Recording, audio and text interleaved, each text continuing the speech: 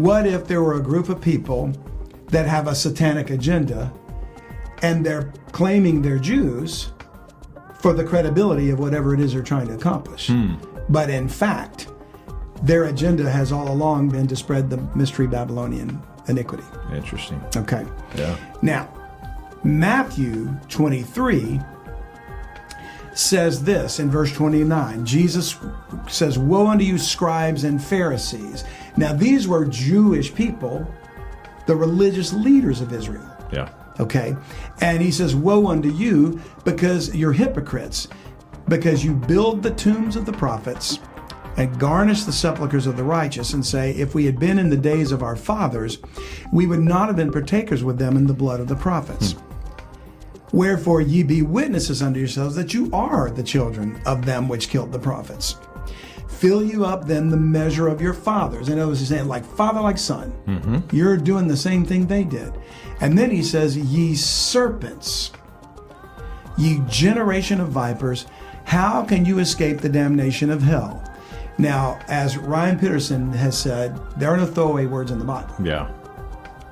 Jesus wasn't just insulting them or trying to be hyperbolic. You know, he was calling them what they are. Now, were they literally snakes? No, they're men. They're standing there talking to him. They don't believe in him. They fight against him. They blaspheme the Holy Spirit.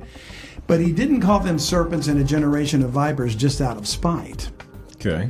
He knows who and what they are, as we'll see in a moment. Now he says, "Wherefore, behold, I send unto you prophets and wise men and scribes. And some of them you shall kill and crucify. And some of them shall you scourge in your synagogues and persecute them from city to city." Okay, these vipers have synagogues. Okay. All right? "That upon you may come all the righteous blood shed upon the earth, from the blood of righteous Abel unto the blood of Zechariah, son of Barachias, whom you slew between the temple and the altar." Now, do you remember when we talked about Cain and Abel and the way of Cain last week? Yeah. Yeah.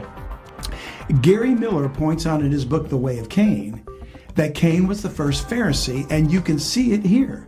He gets it from this statement. He says, "On you Pharisees are going to come the blood of all the prophets, from Abel." Abel was a prophet. To this man Zacharias, "and upon you Pharisees." Well, the Pharisees weren't around when Abel was killed, unless Cain was one of them. So Cain is the first of those that would practice his way, which is the false Babylonian religion that was practiced by the Pharisees. Now people think, no, the Pharisees were religious Jews. They were devout Jews.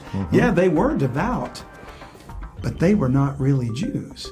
If they had been truly Jews, they would have accepted Christ as Messiah. They are of the synagogue of Satan.